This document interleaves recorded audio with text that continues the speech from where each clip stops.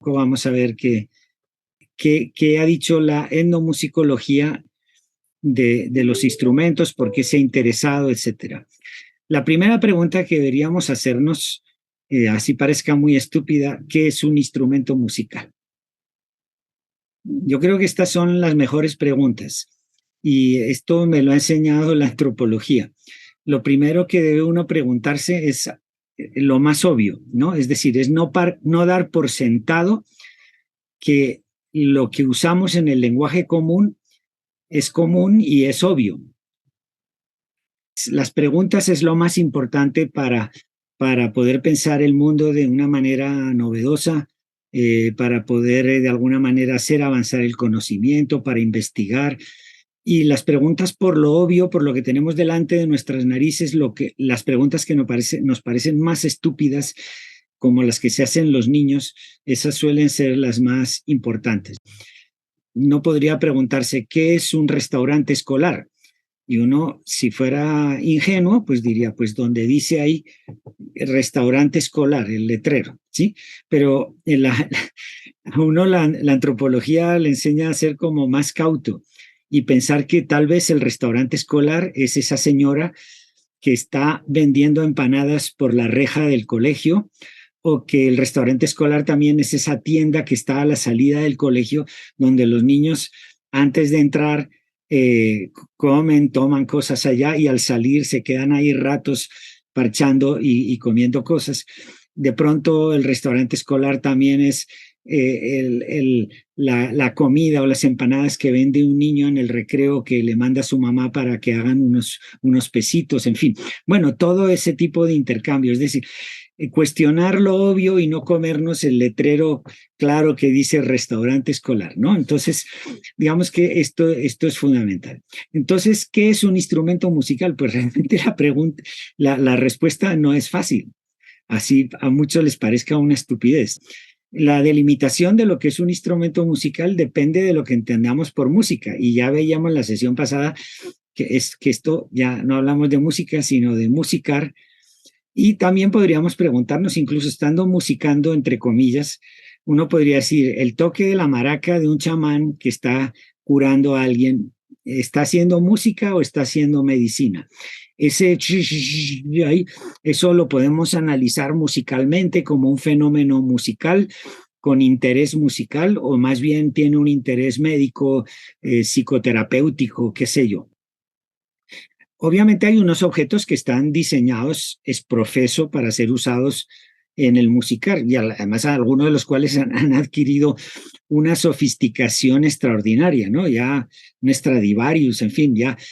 Sin embargo, incluso esos objetos que han sido diseñados es profeso para eso, pueden ser usados para otras cosas. Por ejemplo, hay gente que compra un Stradivarius para colgarlo y mostrarlo en una vitrina en su casa para mostrar que es un melómano y que tiene mucho dinero, o puede estar en un museo y no lo tocan prácticamente nunca, o puede servir como una mercancía, intercambio monetario, un instrumento que no sé, la guitarra que tocó Jimi Hendrix, entonces se convierte, más allá que en un instrumento para ser tocado, se convierte en una especie de mercancía costosísima, ¿no?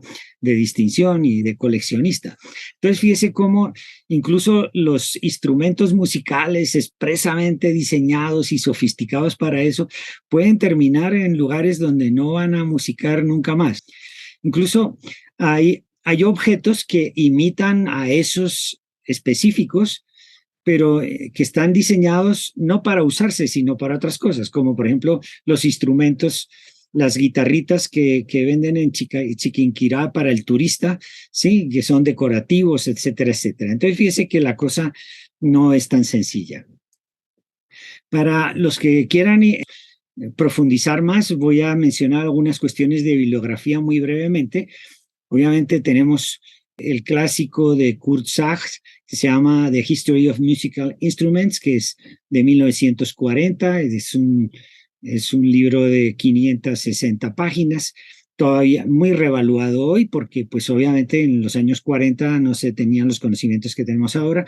Digamos que en estos momentos como que la Biblia de los instrumentos musicales sería el Grove, de un diccionario especializado en instrumentos musicales en 5 tomos, ¿no? Tiene 8.000 entradas. Para el caso latinoamericano todavía funciona el que ya mencionamos en otra ocasión, el sueco Isikowik, un libro de 1935. Para ya estudios latinoamericanos que me parece que vale la pena conocer por las metodologías que usan, por la profundidad con las que trabajan, el trabajo de los cubanos, inicialmente el trabajo Ortiz, de Fernando Ortiz, que escribió entre el 52 y el 55 este libro Los instrumentos de la música afrocubana. También se publicó con monografías muy sofisticadas de cada instrumento, ¿no? Sobre todo los afrocubanos, todo lo que tiene que ver con tambores, etcétera. En Cuba también hay un libro, por ahí lo tengo, es un libro grande, de formato muy grande, bellamente editado, que es Instrumentos de la Música Folclórica Popular de Cuba, editados por Victoria Lee Rodríguez y Ana Victoria Olivia Casanova, publicados en el 97, acompañado de un atlas así gigantesco donde ubican geográficamente con muchísimos mapas en qué regiones se ha encontrado o se encuentra actualmente cada instrumento. Es para mí uno de los trabajos más serios que se han hecho en Latinoamérica a nivel de organología. Además, no solamente habla del instrumento, habla de su historia, trae montones de partituras de cómo se toca en cada sitio del mapa. En fin, es absolutamente espectacular. Páginas y páginas de música y de conocimiento profundo sobre los instrumentos de la música cubana. Otro trabajo que a mí me parece que es muy bueno también y que lo recomiendo sobre todo por la metodología es el de Carlos Cova Andrade, el ecuatoriano, que tiene en 2 volúmenes muy densos un trabajo sobre los instrumentos de la música ecuatoriana. Incluso trabaja pues cantidad de cosas. O sea, por ejemplo, trae la historia del instrumento, que pues esto muy pocos libros lo traen. Origen de la palabra, de dónde sale la palabra. Esto le gustaba mucho hacerlo al maestro Abadía, pero pues lo hace también. Hace una descripción minuciosa del instrumento con medidas exactas de los encontrados en los museos o en el trabajo de campo, todos los procedimientos constructivos, materiales, medidas de la piecita que vaya adentro, todos los mecanismos internos que tiene, diagrama de construcción, implementos adicionales que tiene, cómo son las baquetas o cómo es el arco, qué creencias hay alrededor de cada instrumento, cómo es el circuito de sonido de la parte acústica, cómo es el diagrama de sonido, cómo es la clasificación, cómo se usa. Incluso trae transcripciones musicales de cómo se toca y trae también en la clasificación, además de la clasificación clásica de Horvath-Telizak, que vamos a hablar, trabaja también una clasificación que se inventó Mantelhood en el año 71 en su libro de Ethnomusicologist. Pensemos que Mantelhood era esa línea de la etnomusicología norteamericana que le interesaba más el hacer música, el enseñar música más que el analizarla. Entonces, Mantelhood además usa el sistema de Horvath-Telizak, de esos números que todos ustedes conocen, pero además introduce unos elementos sobre cómo se toca. Tiene una clasificación relacionada con la manera como se toca, cómo está sentado o parado el intérprete, con qué mano lo toca, cómo está la inclinación del brazo, con qué se ayuda, etc. Para que se hagan una idea de la calidad de este trabajo y de lo importante para nosotros, tanto el de Cuba nos interesa mucho por toda la música caribeña y afrocolombiana, pero el de Cuba nos interesa por todo. O sea, por ejemplo, ellos tienen en Esmeraldas también la marimba. Entonces, Cova, en este libro, le dedica 32 páginas a describir la marimba. Con eso les digo todo. Es una excelente monografía, todo, procedimientos constructivos, medidas, todo, acústica, transcripciones, creencias y mitos alrededor de esto. Muy buen trabajo. Entonces, de verdad se lo recomiendo. Para el caso colombiano, lo más destacable es el trabajo del maestro Abadía, que escribió en 1981 Instrumentos de la música folclórica de Colombia, que pues muy tempranamente Egberto Bermúdez justo ese año llega, o por esos años, llega de estudiar musicología en Londres y saca una revista que se llama Revista Colombiana de Investigación Musical o algo así, y le dedica el monográfico a el tema de los instrumentos. Y entonces escribe un texto que es las clasificaciones de instrumentos musicales y su uso en Colombia. Es un artículo larguísimo donde traduce del alemán original el sistema de clasificación de Horst-Bostel y Zach, porque dice que el que tradujo Carlos Vega en Argentina no estaba bien traducido, y escribe una reseña sobre este libro de Guillermo Abadía, que ambas cosas las van a encontrar, los tres textos de Berto Bermúdez los van a encontrar en el repositorio, tanto el de las clasificaciones con la traducción de Horst-Bostel, por si quieren encontrar de manera fidedigna cómo se clasifica un instrumento con esta clasificación. Está la reseña crítica del libro de Abadía, y ese mismo año o al año siguiente, ya no me acuerdo, publica también un libro sobre los instrumentos musicales en Colombia. Creo que también lo he puesto ahí en el repositorio. Entonces, es muy interesante porque aquí yo había dicho que en el 81 la izquierda de alguna manera empieza a conflictuarse con el maestro Abadía, que era nuestro ídolo, pero también los académicos que vienen de estudiar musicología afuera empiezan también de alguna manera a deslegitimar y a poner en evidencia los problemas que tenían las publicaciones de Abadía. Ahí lo dejo para que lo lean. Yo no voy a hacer una crítica ahora a la clasificación de Abadía, pero pues básicamente Egberto Bermúdez le dice a Abadía pues que no ha entendido nada de Horst-Bostel Zach, que lo está interpretando de manera inadecuada y que es incorrecta la manera como él clasifica los instrumentos. Le dice además que no usa una terminología técnica, que confunde organología, y eso es algo que quisiera mencionar. Yo no sé por qué aquí en Colombia, sí sé por qué, porque lo dijo el maestro Abadía, todos hablamos de organología. Entonces la organología del Rajaleñas es la puerca, el carángano, eso es totalmente inadecuado. La organología, y lo muestra ahí Egberto Bermúdez en el 81 y le dice por qué está mal usado ese término. Organología es la ciencia que estudia los instrumentos musicales. Además es un término poco usado, incluso en la Real Academia de la Lengua no aparece ese término relacionado con los instrumentos musicales, más con los órganos, organología, un tratado sobre los órganos.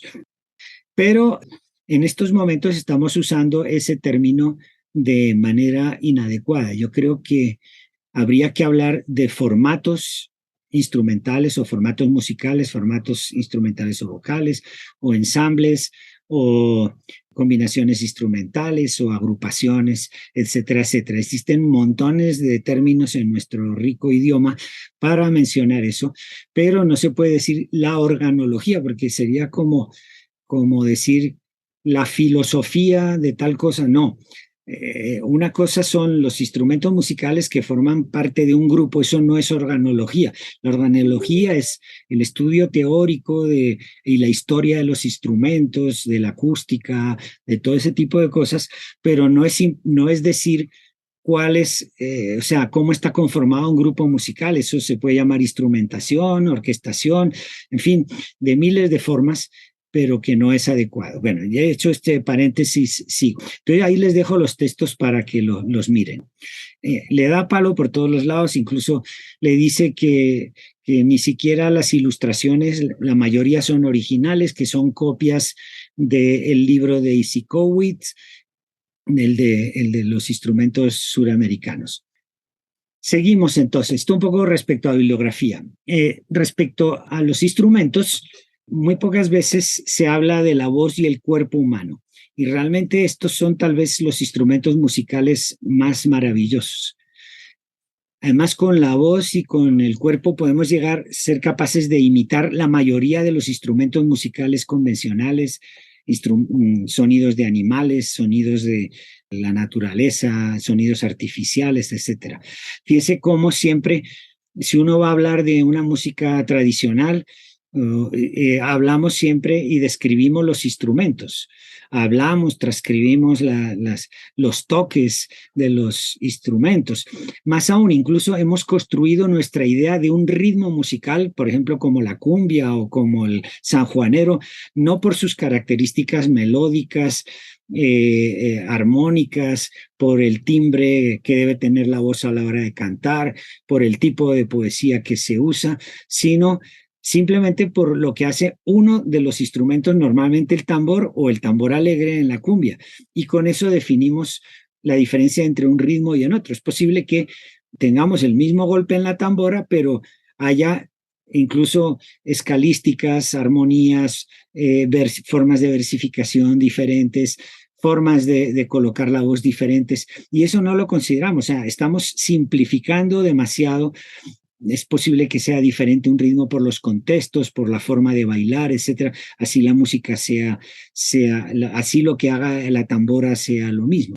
Entonces, fíjese que normalmente cuando uno lee las descripciones de las músicas tradicionales colombianas, uno no encuentra casi nada de cómo son las voces, de cómo es el timbre de las voces, cómo es la posición de la voz, qué papel juegan. Y es absolutamente fundamental. Por ejemplo, en el Pacífico se patrimonializó la marimba, pero como vamos a ver, lo realmente importante de la música del Pacífico Sur no es la marimba, son las voces de las mujeres y las palmas. O sea, usted con palmas y voces de mujeres puede tocar todo el repertorio del Pacífico Sur, todo, absolutamente todo. Y ahí está toda la esencia y toda la estructura y todo el quehacer de la música del Pacífico. O sea, ¿por qué se patrimonializa la marimba y no los cantos del Pacífico Sur de las mujeres? Ahí les he dejado una serie de videos, hay muchísimos, de lo que se puede hacer con la voz, con el cuerpo, y cómo es absolutamente central esto, ¿no? Y pocas veces lo consideramos esto como un instrumento. Tenemos también objetos que no fueron diseñados para hacer música, pero que se usan para hacer música. En realidad, todos los objetos pueden ser usados para hacer música. Unas tijeras. En Perú hay el baile de las tijeras, donde los bailarines, toda la música, aparte de arpa y eso, pero la parte rítmica más compleja la llevan con unas tijeras. Las piedras, ¿no? Dicen que en el Paleolítico así empezó la música, en fin. Y esas piedras pues pueden ser de muchas formas, pueden ser entrechocadas, frotadas, dejadas caer en distintas superficies, caída en madera, caída en agua. Podemos colocar distintos resonadores y amplificadores, etcétera. Y también hay máquinas que producen sonidos con o sin intenciones de musicar y que pueden o han sido usadas para musicar. No sé, ya lo veremos ahora más adelante con la música concreta.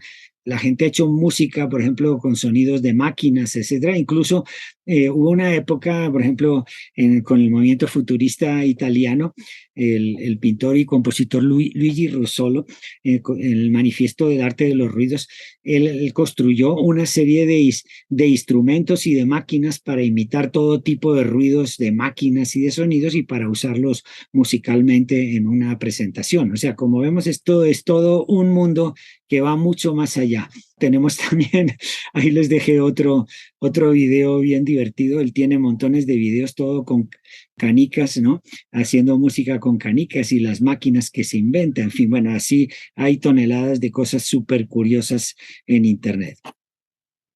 Bueno, vamos a hablar ahora del tema de las clasificaciones de instrumentos musicales. ¿Por qué? ¿Para qué? ¿Para quién se han hecho las clasificaciones de instrumentos musicales? ¿Y por qué la etnomusicología le ha dedicado tanto tiempo a esto? Le ha gastado muchísimo tiempo. Es decir, ¿qué puede tener de importante clasificar los instrumentos? Entonces, pues resulta que hay un tipo de clasificaciones que podríamos llamar clasificaciones nativas, que es como la gente que hace esa música se refiere a los distintos instrumentos, cómo los organiza, cómo los piensa, y realmente los antropólogos y los etnomusicólogos se han interesado mucho en estos sistemas de clasificatorios nativos o de la gente que musica, porque en realidad a través de esos sistemas de clasificación estamos conociendo cuál es su sistema de pensamiento musical, cuál es su teoría musical, cómo conciben ellos el musicar, cómo lo organizan. Pensemos que en realidad nosotros no conocemos la realidad. Eso ya nos lo han dicho claramente los psicólogos y los neurólogos. No sé, uno simplemente lo que hace es aplicar categorías, etiquetas, clasificaciones a un mundo que es como un flujo permanente. Ya dije en la sesión pasada que en realidad un árbol no es el mismo, ni nosotros somos el mismo cada día. El árbol ese que está aquí afuera de mi casa no es el mismo de ayer, hoy, o el de hoy no es el mismo de ayer, ha perdido ya no sé cuántas hojas, ha crecido no sé cuánto, la luz que refleja es distinta, etcétera, etcétera. Todo es cambiante y realmente uno no conoce ese árbol que tiene ahí al lado. Conocerlo implicaría investigarlo, conocerlo hoja por hoja, estudiarlo, sentirlo, olerlo, etcétera, etcétera, etcétera, etcétera. Es decir, conocer ese árbol en su especificidad. Uno va por el mundo no conociendo las cosas. Uno no entra a un salón de clase y se pone a detallar cada silla, decir, a ver esta silla cómo es, a ver este tornillo, no. Uno simplemente lo etiqueta, lo clasifica y dice, ah, eso es una silla. Y dice, silla, ah, en eso me puedo sentar. Que sería lo que los norteamericanos han llamado la affordance, es decir, ¿a qué me invita a hacer ese objeto? Uno simplemente etiqueta las cosas y ya una vez etiquetado ya se desinteresa de eso, ya sabe que hay sillas ahí donde uno se puede sentar, pero no se pone, no entra al salón y se pone a ver cada silla, a ver cómo es, cómo está pintado, cómo están los tornillos, que la madera, en no sé qué, le da la vuelta a ver cómo es por debajo, no, realmente nosotros no conocemos el mundo, o sea, nosotros vamos por el mundo etiquetando, tenemos unas cuantas etiquetas y las vamos, árbol, listo, ya. O sea, un biólogo será más sofisticado en etiquetar y dirá, ah, este es un guayacán de Manizales, pero tampoco se pondrá a estudiarlo en profundidad a ver qué se diferencia este guayacán de Manizales del otro que está al lado, ¿sí? Dirá, bueno, eso ya lo clasifiqué, es un guayacán de Manizales o le pondrá un nombre en latín y ya está, ¿no? Entonces, digamos, es una falsedad decir que realmente conocemos la realidad, o sea, en realidad vamos por el mundo etiquetando. Entonces, por eso es tan importante las etiquetas que creamos para entender el mundo sonoro y el mundo de los instrumentos musicales y el mundo de las músicas, porque las etiquetas, lo mío, eso es una cumbia, eso es un bambuco, bueno, y ya creemos que con eso lo hemos resuelto. El conocimiento implica ir un poco más allá.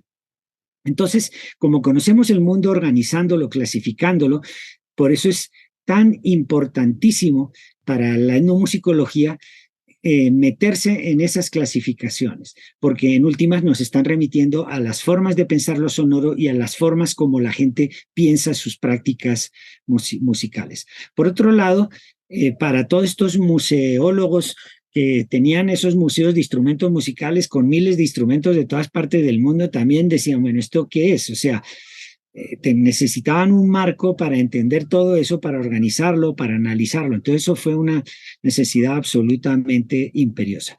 Ya nos decía el antropólogo Claude Lévi-Strauss en El pensamiento salvaje, dice que toda clasificación es superior al caos.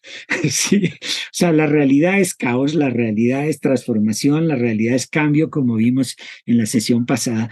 Y dice él que todo intento de clasificación, así sea muy precario, como dice él, una clasificación en el nivel más bajo que sería basado en las propiedades sensibles, en lo que casi que se puede tocar, sentir allí, Dice, eso ya es una etapa hacia un orden racional, ya, o sea, eso ya es un gran avance. El crear algún tipo de clasificación ya es un gran avance en el conocimiento frente al caos y a la diversidad, a la infinita diversidad de cosas que existen en el planeta, la infinita diversidad de árboles, etcétera, etcétera. Podríamos poner muchos ejemplos, voy a poner algunos. Hay muchos estudios en etnomusicología sobre esto. Esto es, por ejemplo, de Margaret Cartomi, de la que hablamos en sesiones pasadas. Ella ha trabajado mucho, esto es tal vez la persona que más sabe sobre sistemas de clasificación musical. Hay un texto de ella que se llama sobre metáfora y analogía en los conceptos y clasificación de los instrumentos musicales en Aceh, en Sumatra.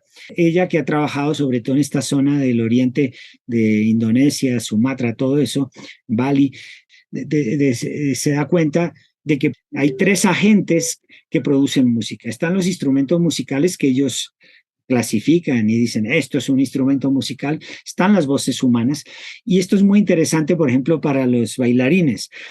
Para ellos también un instrumento musical o un agente que produce música son los sonidos percutidos del cuerpo danzante, como podría pasar en la música llanera, ¿no?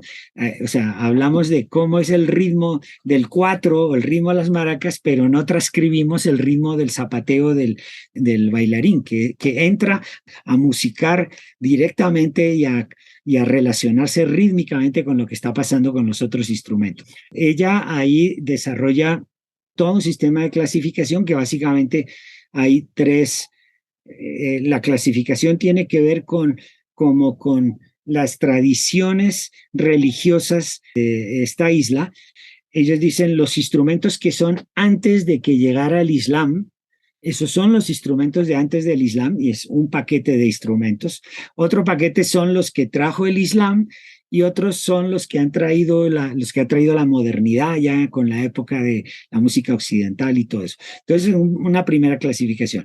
Y dentro de esa grandes tres clasificaciones, pues tienen una serie de clasificaciones que tienen que ver con lo que son los instrumentos de arco, los instrumentos que se soplan y los instrumentos que se tocan con plectro, donde meten ahí, por ejemplo, la guimbarda, ¿no? Que es un idiófono, pero a ellos les parece que eso es un plectro y lo meten como un instrumento de plectro. En fin, por ejemplo, hay cosas muy interesantes, ¿no? Dos instrumentos de acá, este islámico y este otro preislámico, este instrumento de acá y estos dos tambores, por ejemplo, están muy asociados a los rituales de trance y posesión, ¿no?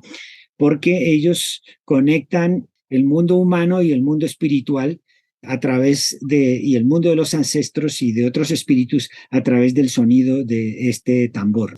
Es curioso pues cómo van conectando y lo mismo va a suceder con otros pueblos. Por ejemplo, en el caso de un estudio que tiene Hugo Semp, este etnomusicólogo franco-suizo, además documentalista, grabador de discos, excelente él, en un trabajo que hizo sobre el pueblo Dan de Costa de Marfil, él se da cuenta, la clasificación de instrumentos es inseparable de los propietarios, de los fabricantes e inventarios, que a veces pueden ser humanos o no humanos, es decir, puede haber personajes no humanos que se inventan instrumentos. Todos los instrumentos los relacionan con los mitos de creación de los instrumentos. Ellos establecen 4 parámetros clasificatorios. El primer propietario no humano, es decir, quién fue el genio, el dios, la máscara danzante o brujo o animal que ideó ese primer instrumento. Luego, cómo fue la transmisión, es decir, cómo llegó al constructor ese instrumento. Llegó a través de un don de que este genio, este dios, le regaló eso a este constructor o a este músico, o fue un intercambio por algo, o fue un contrato, o fue un secuestro, en fin. Digamos, esto es muy curioso también porque esto también se encuentra por ejemplo, en el Pacífico. Cuando yo entrevistaba en el 86 a don José Torres, el papá de Gualajo, él hablaba de eso, ¿no? De que él, la marimba se había encontrado con un personaje, una especie de diablo, que era el que le había enseñado todo esto. O sea, esto es claramente de esta región africana. Luego vendría la invención o la copia que hace un ser humano. Entonces, ¿quién es el que hace eso? ¿Es un niño? ¿Es una persona malvada? ¿Es un guerrero? ¿Es un cazador? ¿Es un viejo? Todo eso va a marcar el sistema clasificatorio. Y finalmente, ya va a ser quién lo fabricó finalmente. Bueno, esto es, como pueden ver, los sistemas clasificatorios son complejísimos, diversidísimos y son supremamente interesantes para un etnomusicólogo para ir más allá de si eso es un fa sostenido o un re, o si el tambor está haciendo dos negras o un tresillo de corcheas. Es decir, es entender ese instrumento en un sistema de pensamiento, en todas unas complejas relaciones con humanos, no humanos, antepasados, etcétera, etcétera. Las grandes sistemas de clasificación, hay muchas, pero quiero hacerle un poco el seguimiento a lo que fueron los sistemas de clasificación que más éxito han tenido y de dónde han venido. El sistema de clasificación más exitoso es el de Horbostel y Sachs, estos alemanes que hablamos ya cuando hablamos de la musicología comparada, pero ellos se basaron en un tratado sobre las artes performativas antiquísimo de la India, el Natya Sastra, ¿no? Escrito en sánscrito entre el 400, o bueno, hay unos que dicen que entre el 500 y antes de Cristo y el 500 después de Cristo. Otros dicen que entre el 400 y 200 antes de Cristo. Bueno, fue escrito por mucha gente, como pasó con la Biblia, que se escribió en distintas épocas por distintos personajes, pero es un gran tratado, creo que tiene como 6.000 versos explicando todo. El peso fuerte está en la danza, ¿sí? Los primeros 26 capítulos son sobre danza. Los bailarines, por favor, esto es un texto absolutamente imprescindible, ¿no? De cómo es la estética y cómo es la enseñanza y cómo hay que colocar las manos, todo. O sea, es un tratado súper sofisticado y súper elaborado sobre la danza en la India. Y desde de los 36 capítulos, en el 27 al 31, está dedicado a la música instrumental y al canto y todo eso. Ellos distinguen cuatro tipos de instrumentos, que van a ser los que van a dar lugar, o sea, fíjese, algo tan antiguo va a ser lo que van a tomar los alemanes para clasificar toda esa diversidad de instrumentos. Ellos van a hablar de los instrumentos de cuerda, luego se llamarán cordófonos, los instrumentos huecos, que luego se llamarán aerófonos, los instrumentos sólidos, que inicialmente Maillon, un francés, Victor Charles Maillon, va a adoptar, va a ser el primero que va a adoptar esta clasificación de la India, y luego los alemanes se basarán en Maillon para hacer su clasificación ya universal. Maillon los llama autófonos, luego estos alemanes ya van a llamarlo idiófonos, que sería como su raíz griega, y los instrumentos cubiertos, es decir, como que se les pone una tela encima, una piel encima para cubrirlos, que serían los membranófonos. Entonces, van a ser estos dos señores, que ya los habíamos visto antes, Horbostel y Kurt Sachs, los que van a escribir en una revista de etnología, fíjese, no van a escribir una revista de música ni de musicología, o sea, en una revista de antropología, especializada en antropología, en el año 14, van a publicar este tratado sobre la clasificación de instrumentos, porque realmente la antropología estaba muy interesada en esos sistemas de clasificación. Y el sistema de clasificación, pues es el que todos ya conocemos. Están los idiófonos, con sus variedades, los cordófonos, los membranófonos, los aerófonos, etc. Posteriormente, se añadirán los electrófonos, y habrá pues electrófonos que son electromecánicos, donde hay una cuerda, donde hay una máquina o una tecla que produce el sonido inicial. Eso se convierte en onda eléctrica, y esa onda eléctrica luego ya se transforma. Y hay otros, los electrónicos, donde realmente ya, bueno, todo esto se puede sofisticar más. O sea, podríamos hablar también de los electrófonos electroanalógicos, donde la activación ya se sustituye por un generador electrónico oscilante, un osciloscopio, que sería una especie de sintetizador analógico, y luego ya viene el sintetizador digital, donde todo es numérico, todos son ceros y unos. No hay una cuestión, un bombillo, hay un oscilador que produce una onda eléctrica ni nada de eso, sino ya son ceros y unos, completamente digital. Entonces, obviamente esto no estaba en la época de ellos, en el 14, etcétera. Para terminar con esto de las clasificaciones, quisiera presentarles dos trabajos que para mí son fundamentales. Uno que es de la misma Margaret Cartomic, un gran tratado sobre conceptos y clasificaciones de los instrumentos musicales, donde hace todo un repaso por clasificaciones nativas, clasificaciones de tradiciones escritas, etcétera, etcétera, y va mostrando toda esta complejidad. Es un librote gordo. Y luego está algo que ya supera todas estas clasificaciones, que es el trabajo de este músico ingeniero Pierre Schaeffer, compositor de música concreta, música electroacústica, etcétera, etcétera, en un texto que para mí es absolutamente imprescindible, que es el Tratado de los Objetos Musicales. Él habla de objetos musicales y pensemos que él ya empieza a trabajar en radio y con grabadoras, de cinta, y entonces para él, un objeto musical es cualquier sonido que yo puedo utilizar musicalmente. Entonces, él graba todo. Por ejemplo, la bajada de la cisterna del inodoro. Listo.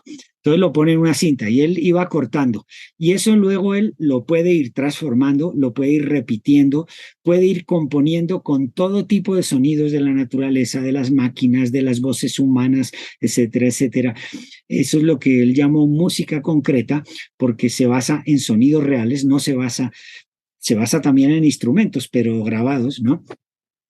Y realmente nos da un marco teórico y crea toda una teoría del solfeo, toda una teoría del sonido que ya va mucho más allá de los instrumentos, es decir, se centra en las cualidades de lo que realmente está sonando ahí. Entonces ya la clasificación no es sobre los objetos sonoros, sino sobre los objetos musicales que en realidad son sonidos, y desarrolla todo un sistema de análisis, de composición, etcétera.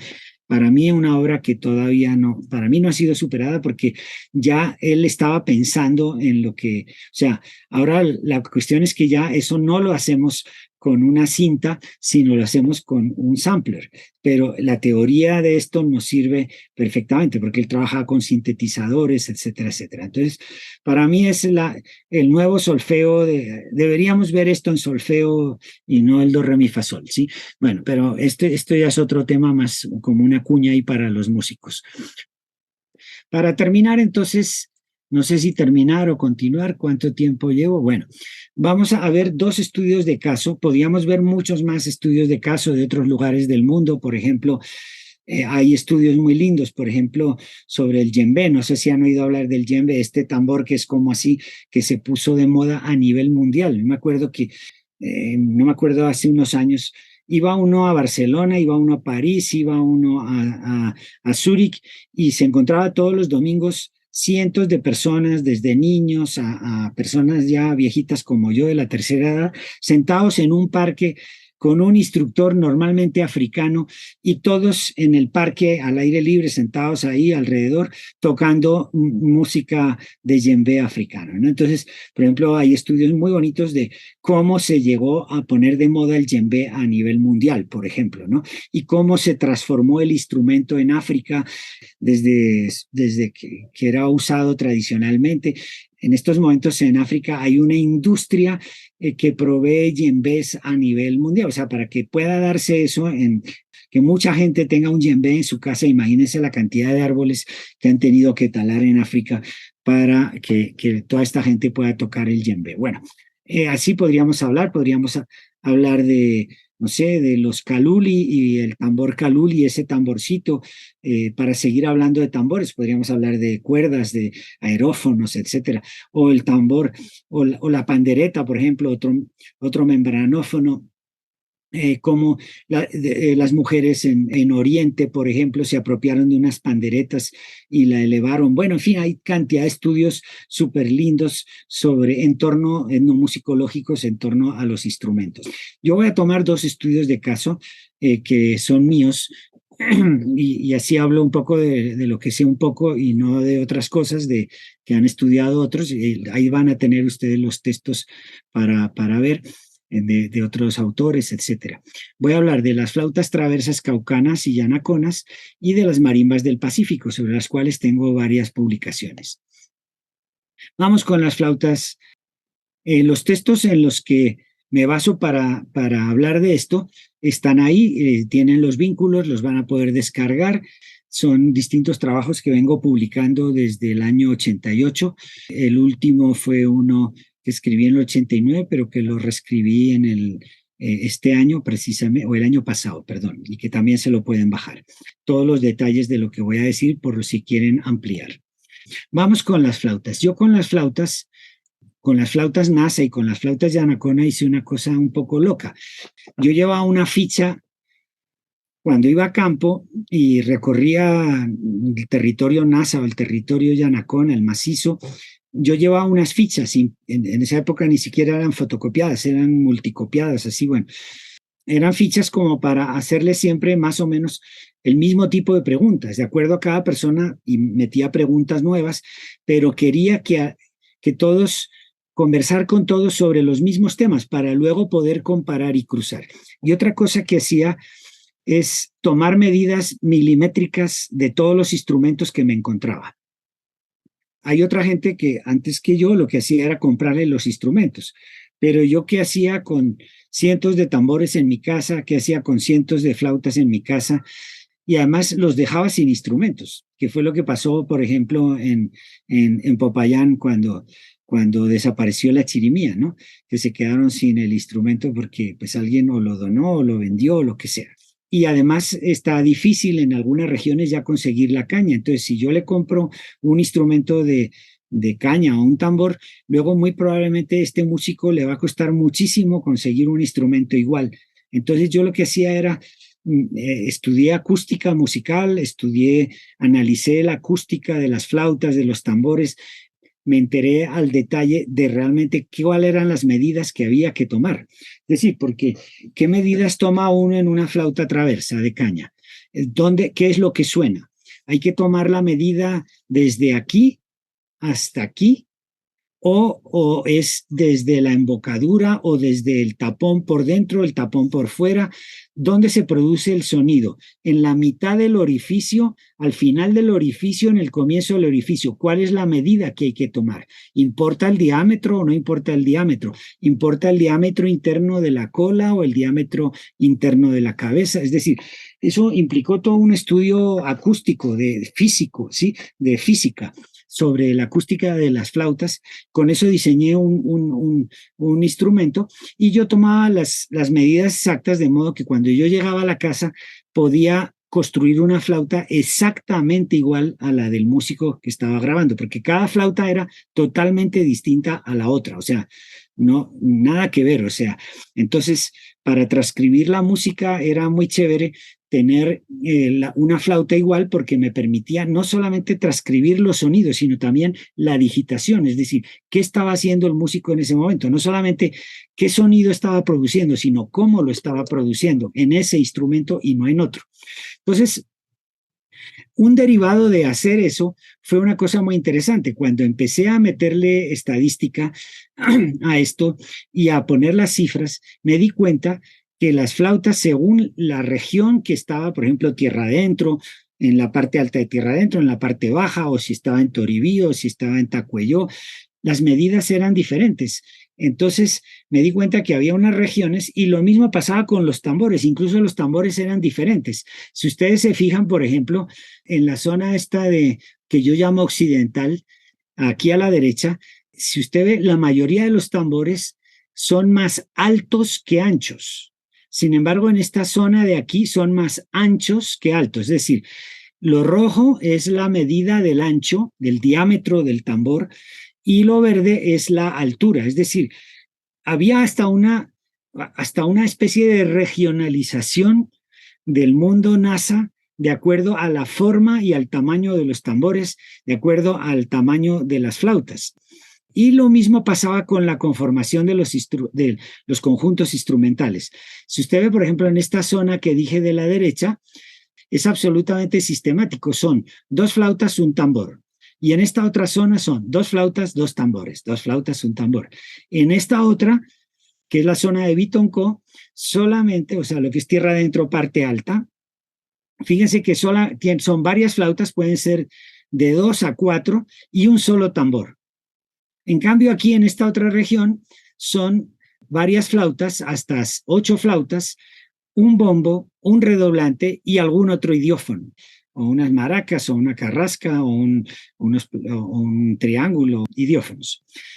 Después, en esa época no había Google Maps ni nada de eso, pero entonces con mucho cuidado, con un mapa que me conseguí en el Codazzi, me puse a georreferenciar cada grupo con cada tipo de instrumento en cada zona. Y encontré que el tamaño de los instrumentos, la forma de celebrar las fiestas, la forma de las agrupaciones y todo, era absolutamente sistemático, es decir, había una zona 1 donde eran las flautas muy similares, los tambores muy similares, las agrupaciones instrumentales muy similares, la zona 2, siendo que estaban ahí pegaditos, eran muy diferentes, o sea, por ejemplo, los de abajo tenían montones de idiófonos, redoblante, un tambor, en cambio los otros solamente llevaban un tambor, nada de redoblante, nada de idiófonos, nada de eso. En la otra zona de arriba de San Francisco, Huellas, la zona 4 eran 2 bombos y las flautas eran chiquiticas, en cambio las flautas en la zona 1 y en la zona 2 eran inmensas, de 60 centímetros, etc.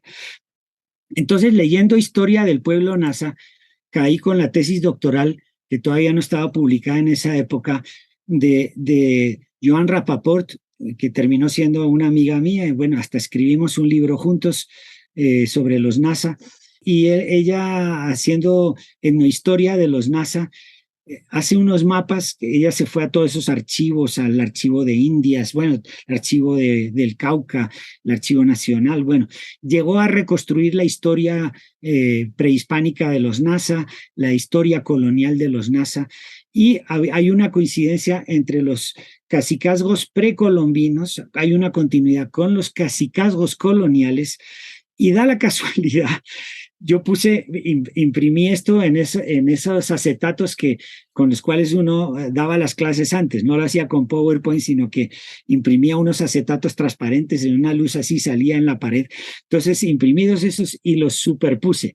Y resulta que mi georreferenciación de las zonas musicales y festivas de los NASA hoy correspondían prácticamente exactamente igual al mapa que ella hizo con el archivo sobre los cacicazgos coloniales. Es decir, que sin decirlo, sin saberlo siquiera, porque esto yo les preguntaba a ellos y no tenían ni idea los indígenas, ellos con sus prácticas sonoras y sus prácticas festivas, de alguna manera estaban performando, estaban llevando a la práctica sus divisiones y sus tradiciones territoriales y sus antiguos cacicazgos. Tanto es así, por ejemplo, que en la zona 1 hay una tradición muy fuerte de caciques mujeres. Y resulta que la capitana de la fiesta, que no se dice capitana como en los otros sitios, se dice madrina, es una mujer. En los otros sitios son hombres, pero justo en la región donde había cacicazgos coloniales manejados por mujeres, son las mujeres las que organizan la fiesta y las que definen políticamente la fiesta, ¿no? O sea, unas coincidencias absolutamente asombrosas entre lo que estaba pasando hoy y toda una tradición muy, muy antigua. Entonces aquí pueden ver la correspondencia entre las 4 zonas con los 4 cacicazgos. Esto un poco para que vean para lo que me sirvió, además de para poder reproducir las flautas y los tambores, para lo que me sirvió cuando uno es sistemático en la recogida de los datos, ¿no? Y aquí tenemos una síntesis de cómo son las flautas, cómo son los tambores, cómo son las fiestas y cómo se corresponden los territorios actuales con los cacicazgos coloniales. Pero la cosa va mucho más allá. La cosa va mucho más allá. Resulta que los NASA han desarrollado, mientras que en Popayán la gente hace flautas y las toca. Los NASA han incorporado ese instrumento a su cosmovisión, a su manera de entender el mundo, el territorio, las relaciones con los otros seres, etc. Por ejemplo, cuando ellos van a cortar la flauta para hacer una flauta, la van a cortar a lo que sería el bosque húmedo andino, ¿no? Donde está este bambú del cual se saca la flauta, ¿no? Unos tubos largos, esta es pequeña, pero hay tubos de más de 60 centímetros perfectos para hacer un instrumento de estas características, etcétera. Duradero. Esta flauta yo creo que tiene más de 30 o 40 años, ¿sí? Y ahí está vivita y coleando. El conseguir la mata de flauta para hacer la flauta conlleva pedirle permiso al tehuala, digamos, al chamán, al médico tradicional, para saber si es adecuado o no en esas fechas cortar la flauta, etcétera. Los campesinos, los de Popayán, van y simplemente la cortan y ya, pero digamos, ellos han integrado esto a su manera de entender su mundo, su territorio, etcétera. Fíjese que esto se relaciona con lo que está a continuación del páramo, de las montañas altas, del bosque húmedo tropical, donde siempre está nublado, casi siempre está nublado, y ahí es donde están las lagunas, donde nacen los grandes caciques. Los grandes caciques en la mitología nasa bajaron de las grandes lagunas por los ríos, ¿no? Estas zonas son zonas no cultivados, no domesticados, son zonas salvajes, son zonas que son fuentes de vida y de poder. De hecho, ellos tienen un ritual todos los años donde cuando eligen un nuevo cabildo, van con las varas del cabildo a purificarlas, digamos, a sanarlas de todos los conflictos que han tenido en el año, de alguna manera, y sumergiéndolas en el agua purificadora y recibiendo el poder, digamos, de las aguas de las lagunas, de las montañas y del páramo, ¿no? Aquí lo que vemos es una relación de la flauta con el territorio, con los dueños del territorio, con los duendes que dicen ellos, el clum. Más al sur hablarán de los apus, digamos, de los espíritus de las montañas en Bolivia o en Perú, en fin, con el viento, que es Huegia, etcétera, etcétera. Esto es muy importante, no es solamente llegar y cortar la caña, todo esto se conecta con miles de cosas. Entonces, fíjese, si usted va a cortar la caña y vemos a uno que está cortando la caña para hacer sus flautas, ahí lo acompañamos, hay que pedirle permiso al duende, al clum, y se le dice muy ritualmente, regálame cañas, necesitamos para cortar, y hay que darle una propina, dicen ellos, hay que hacer una ofrenda al dueño de la montaña, porque si no luego se dañará la flauta, se gorgojeará, se estropeará, se partirá, en fin. Cuando uno le quita la caña a la montaña, a este lugar sagrado, a este lugar que tiene poder, que tiene vida salvaje, etcétera, no domesticada por el hombre, con frecuencia la montaña se enfurece y el viento y la tormenta lo persigue a uno. Tanto es así que encontré un testimonio de un antropólogo en 1948 que dice que estaba en San Andrés de Piscimbalá y se produjo una tempestad en las montañas allá en el páramo y vino una tormenta terrible que casi daña los cultivos de maíz. El antropólogo le pregunta al indígena que estaba ahí al lado de él en San Andrés de Piscimbalá, bueno, ¿qué pasó? ¿Qué es esto? Dice, no, debe ser que están los calderunos cortando flauta. O sea, los calderunos son los de calderas tierra adentro, ¿no? El resguardo de calderas de tierra adentro. Entonces, fíjese cómo ya en el 48 hay un testimonio muy concreto de cómo asociaban el corte de flauta con las lluvias, con las tempestades, con los vientos fuertes, etcétera. Para evitar esa especie de decir, me está robando las flautas, hay que hacer como una especie de trampa que se hace con un rejo y se le hace una ofrenda con aguardiente, con chayutse, como si fuera, y se sopla como manera de soplo chamánico sobre la mata de flauta a través de esa trampa que se hace con un rejo para que ahí de alguna manera se atrape el viento. Entonces, fíjese toda la conectividad que hay aquí, ¿no? Entonces, fíjese que la palabra para hablar de música y flauta es la misma. Los NASA no tienen dos palabras. Kubi quiere decir la flauta y quiere decir también la música.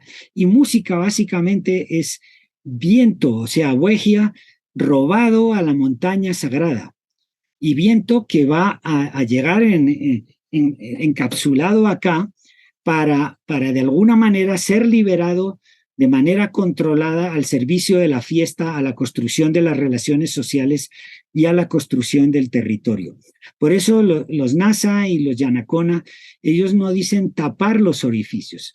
Ellos han desarrollado una técnica que consiste en, bueno, ahora lo explicaré. Bueno, pero todo está interconectado, o sea, la forma de entender el territorio, la relación con todo tipo de seres, está conectado también con la digitación de la flauta, con la construcción, con todo.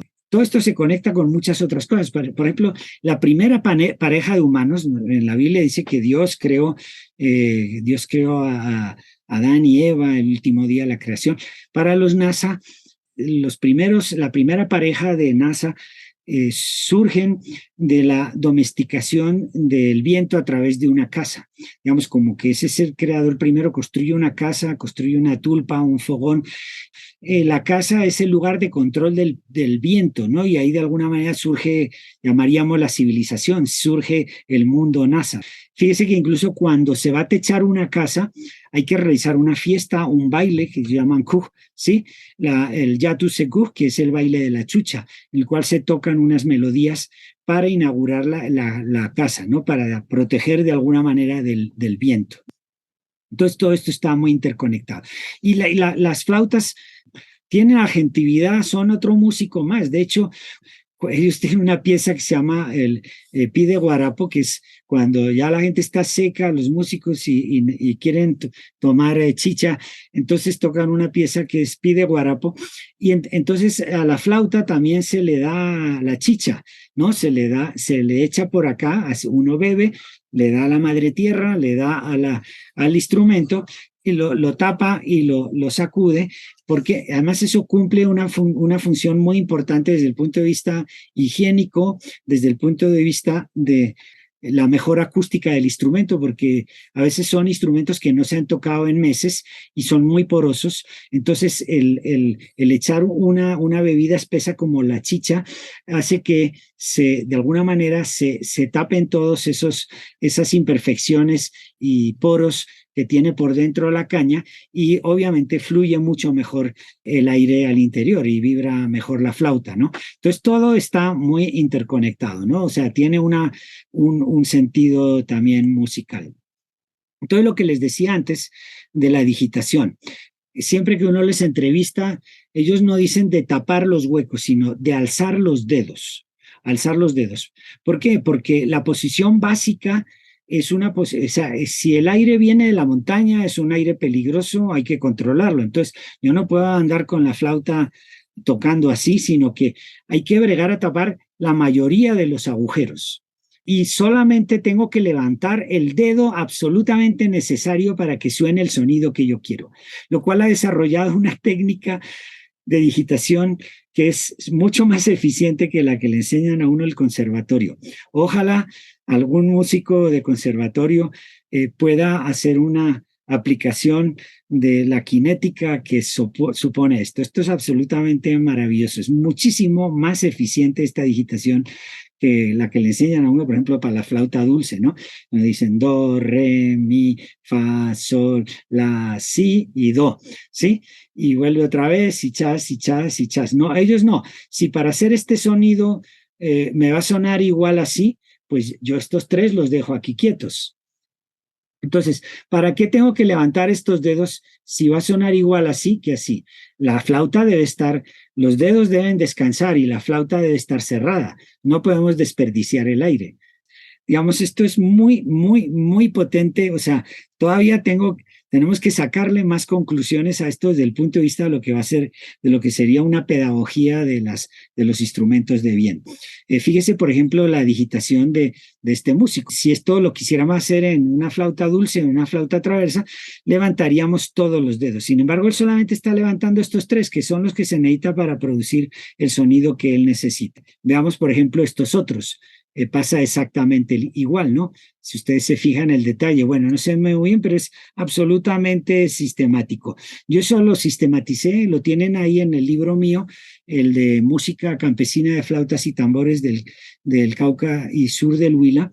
Ahí sistematizo y cómo en realidad las posiciones que uno necesita son muy pocas, son menos de las que uno necesita. Y digamos, de cada posición salen todos los sonidos. Y incluso es admirable ver la digitación porque, por ejemplo, una pieza como esta, Alejano el tren, que pueden escuchar, está grabada por ahí. Aquí tengo la transcripción y le puse la digitación con esta técnica campesina o con esta técnica indígena. Entonces, ¿qué pasa? Que en realidad, para hacer cualquier sonido tienes muchas posiciones cruzadas, muchas posiciones donde no se levantan casi dedos. Incluso yo me asombraba cómo tocaban esta melodía y realmente veía que casi no movían los dedos. Y digo, pero ¿cómo pueden estar casi sin mover los dedos a hacer todos esos sonidos? Y resulta pues que los hacen con digitaciones cruzadas, con armónicos, etcétera, etcétera, porque al tener digitaciones cruzadas, esto que va a decir es muy técnico para los no músicos, pero con las digitaciones cruzadas se facilitan mucho los armónicos, ¿no? Es decir, los sobreagudos que dan una posición. Esto es muy técnico, pero es absolutamente maravilloso. También estudié la afinación de estos instrumentos y estos instrumentos no dan do, re, mi, fa, sol, la, si, do. Aquí tengo la comparación de todas las flautas que encontré estadísticamente, cómo en realidad son una afinación temperada, sería así, sería lo azul, sería unos sonidos aquí y luego otros sonidos aquí, otros sonidos aquí, otros sonidos aquí y otro sonido aquí. Eso sería una flauta, es decir, tono, tono, tono, semitono, tono, tono, tono, semitono, o sea, para hacer las teclas blancas del piano, ¿sí? Pero no, ellos tienen otros sonidos donde a veces, fíjense aquí, de 250 cents, casi, esto es tono y casi tono y tres cuartos, y varía mucho realmente lo que suena ahí. Y si lo comparamos, también lo comparé no solo con la afinación temporada, sino con la afinación justa, que sería la de los instrumentos de viento, como las trompetas, etcétera, ¿no? Todo esto es muy interesante, pero fíjese que la flauta traversa de caña del Cauca es exactamente igual al bansuri de la India, exactamente igual en sus medidas. Y el bansuri no le han cambiado la afinación, bueno, algunos lo han cambiado, pero se siguen grabando las películas exitosas de Bollywood con esta flauta de bambú. Entonces ahí les dejo algunos músicos contemporáneos. Bueno, ya Shapdev falleció, pero esto aparece incluso en dibujos de más de 1000 años antes de Cristo. Bueno, dejemos el punto y vamos a pasar a las marimbas. Con las marimbas, yo no soy marimbista, marimbero, no toco marimba, pero me metí en esto por una razón muy sencilla. Tenía un amigo en Cali que todavía vive él, saludos, si lo ven, a Dovet Posudimas, todavía lo tiene, un taller y una tienda de instrumentos musicales que se llama Katanga, y él, éramos muy amigos, y él venía mucho a Bogotá, incluso se quedaba en la casa. Me decía, Carlos, estoy con problemas porque yo construyo las marimbas como las he construido toda la vida y últimamente me las están devolviendo porque están desafinadas. Digo, ¿qué va a ser esto? ¿Cómo va a ser? Entonces, sí, me la están devolviendo, que no, que no dan bien la escala, que no sé qué, no sé cuántos. Entonces armamos viaje con él y con otro amigo, con Oscar Alviar, y nos fuimos a un recorrido por todo el sur, desde Buenaventura hasta Guapi, por el mar, bueno, entrando y entrevistando músicos, y también hice una recopilación de instrumentos antiguos que se habían conservado de marimbas desde 1946, 1961, hasta el año 86, que fue cuando hice ese viaje.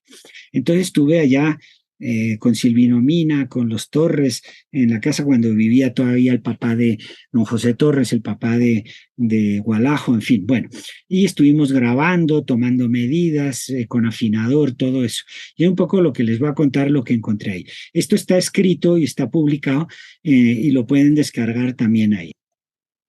Hay un primer tema con las marimbas, si son africanas o si son indígenas, etcétera. Eso en el caso colombiano está clarísimo ahí en los textos que hay históricos y todo, y en América Latina también las evidencias, aquí tenemos en el caso del Perú, donde han desaparecido por completo las marimbas, pero se asocian claramente a los negros. En el caso de Brasil, que ya prácticamente han desaparecido, no quedan sino unas pocas marimbas ya muy marginales en la zona de San Pablo, de Sao Paulo, pero también fíjese, por ejemplo, todos estos gráficos brasileños desde el siglo XVIII y XIX están asociados a los negros. Este es en Esmeraldas, Ecuador, una de las fotos más antiguas que se tiene de marimbas en Esmeraldas. Esta es ya una foto asociada a los indígenas de los años 30. Hay personas que dicen que no, que esto es de los indígenas, agua, que no sé qué, no sé cuántos. Realmente ahí discuto en estos artículos sobre eso. Aquí tenemos conformaciones instrumentales muy similares a las colombianas en África, porque normalmente en África lo que usted ve son esas marimbas hechas con calabazos. Los resonadores son calabazos. Las marimbas allá se llaman balas. La gente le dice mal, dice balafón, pero balafón es el músico que toca el bala. Pero ya todo el mundo dice los balafones africanos, no son balafones, son balas, ¿sí? Y el balafón es el músico que toca el bala. Bueno, aquí tenemos, por ejemplo, esto es una orquesta de marimbas con tambores sin goma y candy de los Alampasu de la zona de hoy lo sería República Democrática del Congo. Es muy curioso el paralelismo con la conformación colombiana del Pacífico. En este caso son 4 marimbas, pero los instrumentos son 2 tambores en goma tocados con las manos y 2 tambores, llamemos bombos, tocados con baquetas, que serían las tamboras, ¿no? Que sería el arrullador y el golpeador, ¿no? Y el cununo macho y el cununo hembra, o sea, son prácticamente las mismas conformaciones. Aquí otro grupo también de la República Democrática del Congo, que también está hecho con guadua, que no es tan frecuente en otra más, sí, no es tan frecuente en África, casi todos son con resonadores de calabazo, ¿no? Pero existen también, ¿no? Bueno, entonces la pregunta mía era con Adobet, bueno, vamos a ver, ¿será que usted está desafinado o será que todos están desafinados? Como me pasaba con las flautas en el Cauca, que todas estaban desafinadas, ninguna flauta correspondía con el do, re, mi, fa, sol, la, si, do del piano. Entonces me metí en este lío y es un lío porque además generó mucha polémica en una época, sacaron un blog y todo para llevarme, pues controvertirme, lo cual está muy bien. Ojalá haya muchas controversias con lo que digo, porque para eso es para que avancemos.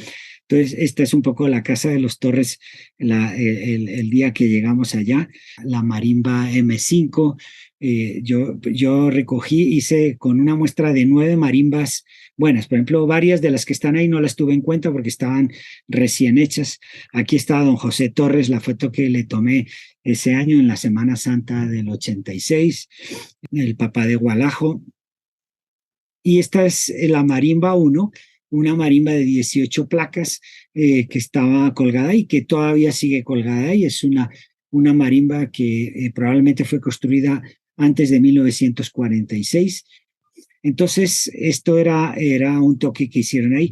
Fíjese cómo el currulao no es una música, el currulao es una fiesta. Esto, un antropólogo que se llama Norman Whitten Jr., Él tiene claramente estudiado eso desde hace muchísimos años. Él se ha recorrido todo el Pacífico, desde Esmeraldas hacia arriba, y para él es clarísimo que el currulao es una fiesta en la cual se toca bambuco viejo, patacoré, toda una cantidad de ritmos, pero el currulao es esa fiesta, y esa fiesta, básicamente la estructura es una oposición entre hombres y mujeres.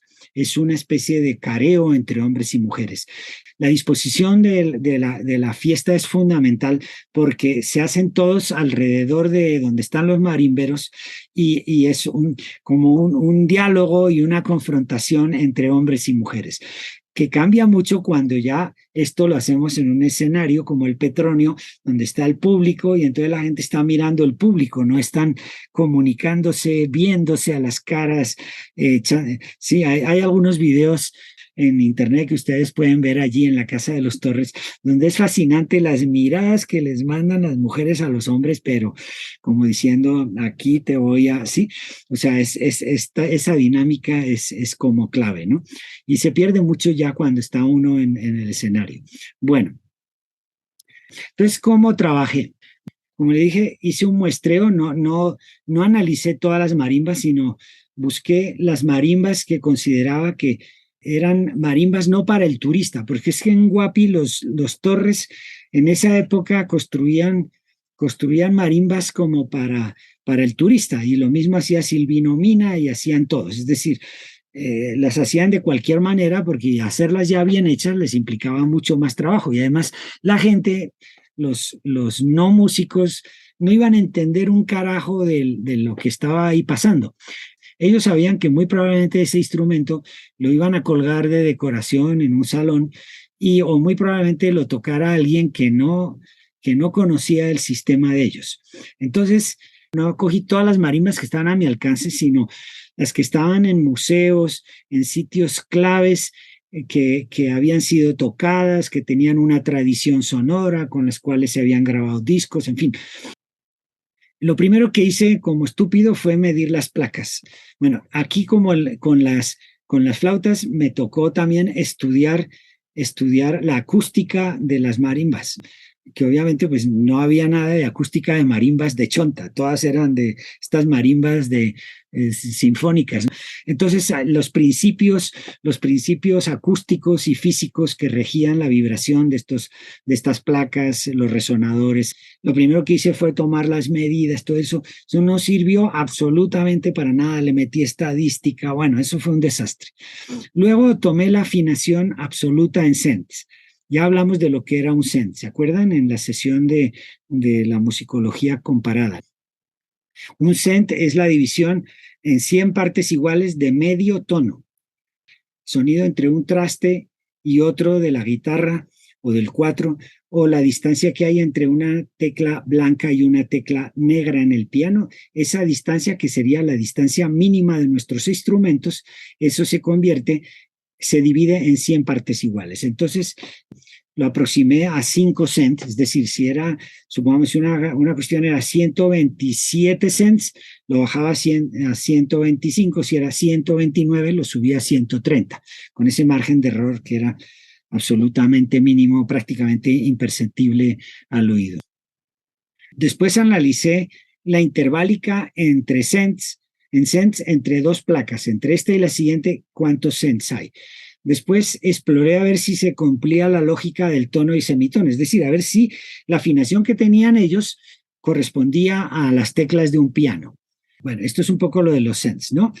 Entonces, una octava sería 12.200 cents. Una tercera mayor sería 400 cents, una tercera menor sería 300 cents, un tono sería 200 cents y un medio tono sería 100 cents. Perfecto. Esto es la tabla que yo hice con las 9 marimbas que tomé de muestra, y anoté ahí cada sonido, y yo colocaba, esto por ejemplo es un si más 40 cents, o esto es un re sostenido menos 30 cents. Bueno, esto lo hice ya, el viaje lo hice en el 86, nadie me pagó esto, me tocó hacerlo en mis tiempos libres, entonces yo tenía todos estos datos, finalmente los sistematicé, lo puse ya en computador, empecé a sacar estadísticas y veíamos que la media de los sonidos, o sea, si fuera do, re, mi, fa, sol, tendría que haber tonos y semitonos, es decir, todo lo que nos aparecería ahí, lo más frecuente serían tonos, es decir, 200 cents, esto vendría aquí por los 200 cents, y los medios tonos irían por 100 cents. ¿Listo? Entonces encontraríamos unas placas que se mueven en el 200 y otras placas que se mueven en el 100. ¿Listo? Aquí está cada marimba y lo que encontramos es una cosa muy rara, y es que casi nadie va hacia los 200, se mueve más abajo de los 200 y casi ninguna placa está en 100, sino tratan de aproximarse hacia el 150. Rarísimo. Y además, ¿cuál era el sonido que más se repetía? Era el sonido de 160 cents. ¿Qué es eso? O sea, no teníamos sonidos, fíjese que sonidos de 100 cents muy pocos y de 200 también muy pocos. La mayoría, digamos, la mayoría de los sonidos se movían entre 150, 140 cents y entre 190 cents estaban la mayoría de los sonidos. Es decir, entre medio del semitono y el tono. ¿Sí? No era ni un tono, no era ni medio tono, era un medio tono grande, pero no era un tono normal. Yo ya no supe, le puse estadística, incluso hablé con un profesor de la Nacional y le dije, a ver, ayúdeme, metámosle matemáticas a esto, a ver qué lógica tiene, porque no había ninguna lógica. Por casualidad, una vez que fui a Nueva York, me encontré este libro de Kurt Sachs que se llama The Wellspring of Music, que es un libro que publicó su alumno Hap Kunst, el que fue profesor de Mantelhood y el que acuñó supuestamente el término de etnomusicología. Él retomó una serie de manuscritos que tenía por ahí y póstumamente, después de su fallecimiento, publicó esto. Y entre los capítulos encontré uno que dice esto. Dice, las afinaciones isotónicas de Uganda tienen paralelos sorprendentes en los xilófonos africanos de dos pueblos sudafricanos, los Bapende y los Chopi, etc. Dan a sus xilófonos una disposición isoheptatónica con 7 intervalos iguales en una octava de 171 cents aproximadamente, que además equivale a las afinaciones en Siam y Burma en el sudeste de Asia.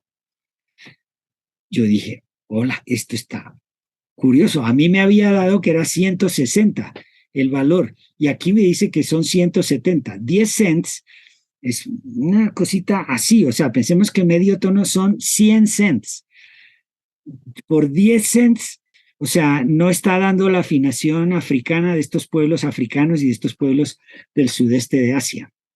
A mí se me abrieron las luces, volví a tomar otra vez todos los datos y empecé a estudiarlos y a analizarlos pensando en clave de que la octava de las marimbas del Pacífico es una octava que está dividida en 7 pedazos casi iguales.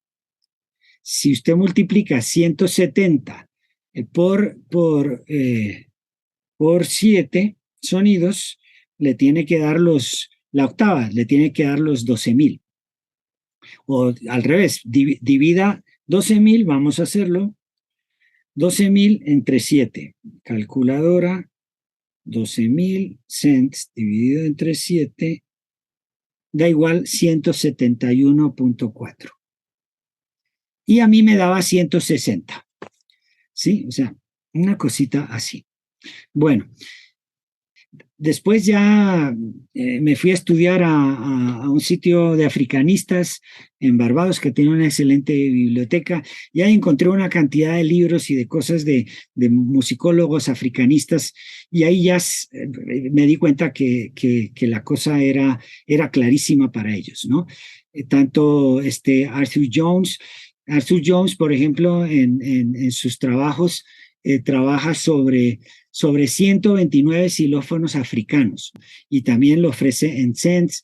Y él habla también de que son marimbas equiheptatónicas, es decir, que son 7 sonidos iguales, o equipentatónicas, es decir, que son 5 sonidos iguales o 7 sonidos iguales, pero que no tienen tonos y semitonos. El mismo Jones trabajó sobre las grabaciones de una antropóloga, Anne Osborne, que estuvo en la zona de los Awá, en el Pacífico, en Nariño, y también analizó los sonidos de las grabaciones que le entregó Osborne y dijo que también eran equiheptatónicas, las marimbas que tocaban los indígenas Awá de Nariño. Lo mismo por el lado francés, llega a la misma conclusión Gilbert Rouget sobre los malinqué de Guinea, etcétera, etcétera. O sea, las evidencias eran ya abrumadoras. Y para ir a libros más recientes, por ejemplo, este bellísimo libro que es clave para toda la música colombiana, afrocolombiana, hay que leer este libro porque la música colombiana viene de esta región. Sí, las raíces están en esta región, la música malinque, la música mande.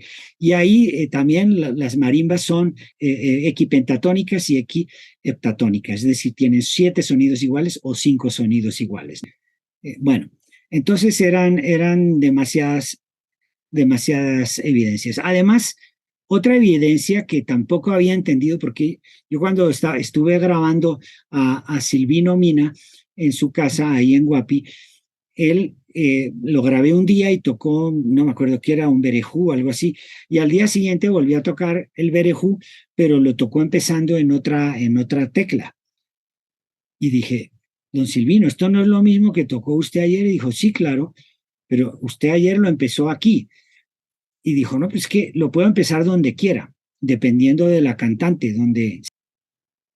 con lo cual reforzaba esto. Lo mismo dice Netia, que es uno de los etnomusicólogos africanos más importantes, como él dice que el uso de una especie de afinación equidistante, si los 7 sonidos son parecidos, son casi iguales, pues yo puedo empezar en cualquier tecla y no hay necesidad de hacer transposición ni nada de eso, ¿no?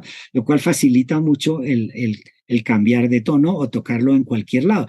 Eso mismo, lo mismo encontró un profesor del Conservatorio de Cali, Alejandro Martínez Carvajal, que en su tesis de pregrado la hizo sobre la música de Gualajo, el marimbero el hijo de uno de los hijos de don José, y él decía que también había días que empezaba a tocar un tema en una tecla y otros días en otra, ¿no? Eso lo dice claramente en su tesis. Entonces, fíjese cómo todo va coincidiendo. Pero me quedaba un problema, es decir, ¿por qué 160 y no 170?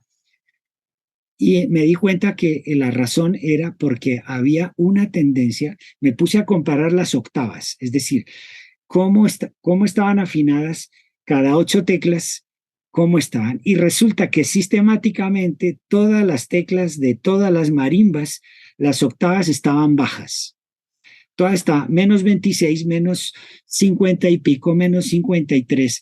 Es decir, que entre octava y octava no era una octava perfecta, no eran 12.000, sino era un poquito menos.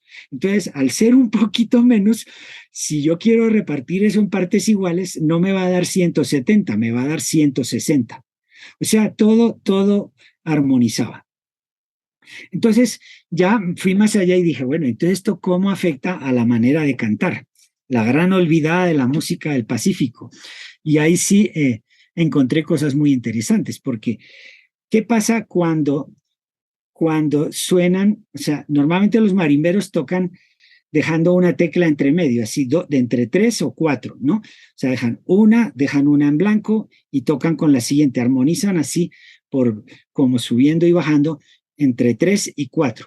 Entonces, ¿cuál es el intervalo que se produce entre entre dos teclas que tienen una 170 y 170? Queda 340. ¿Cuánto es eso? Una tercera, decíamos que se van a marear con esto, pero la tercera menor habíamos dicho que son 300 cents, o sea, son 3 semitonos. La tercera mayor son 400 cents, ¿sí? Son 400 cents.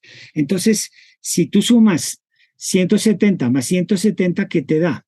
340. ¿Qué es 340? No es ni 300, no es ni una tercera menor, ni 400, que es una tercera mayor. Es decir, es una tercera. Pensemos que casi todo el canto en Colombia popular se basa, desde Garzón y Callazos a quien sea, se maneja por terceras paralelas que se van convirtiendo en terceras mayores y terceras menores, o sea, en terceras de 300 cents y de 400 cents.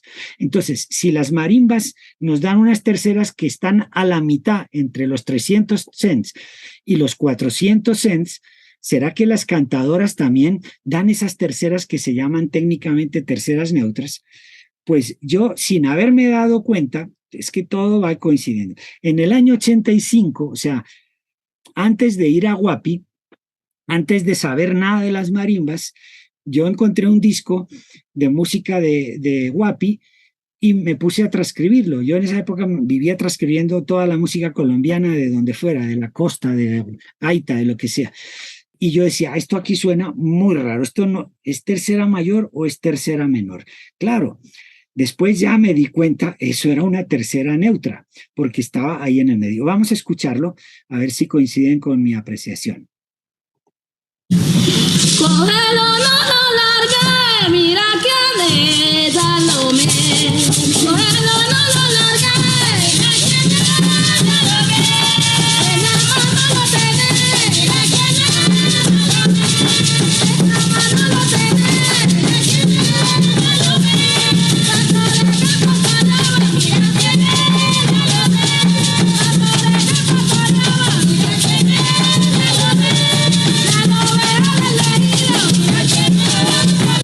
Fíjese, yo en esa época no tenía ni idea de esto de las terceras neutras ni nada. Sin embargo, en mi transcripción ponía ahí una flecha diciendo esto a veces suena mayor, suena menor, que eso está como desafinado esos finales.